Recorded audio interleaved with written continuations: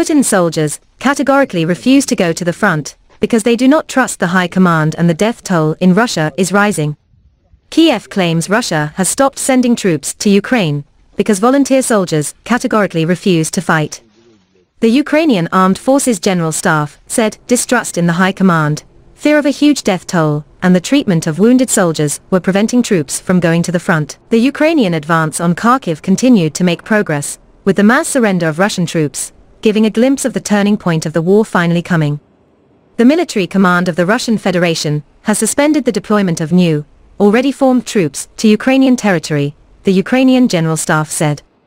The status quo in the theater and distrust of overhead lines has forced large numbers of volunteers to categorically reject the prospect of deployment in combat conditions. The situation is influenced by information on the actual death toll, while the loss of private military companies and personnel mobilized from the temporary occupation zone has not been taken into account.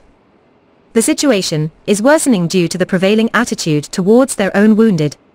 Especially in Russian hospitals, the nature of diagnosis and combat injuries is deliberately simplified, leaving no time for rehabilitation to allow soldiers to return quickly to the war zone. Since Moscow abandoned its main fortress in northeastern Ukraine on Saturday, marking its worst defeat since the war began, Ukrainian forces have retaken dozens of cities, and the dynamics of the battlefield have changed dramatically. Pushed by Ukraine, Moscow described its troop withdrawal in northeastern Kharkiv as a regroup, to focus on the Luhansk and Donetsk regions.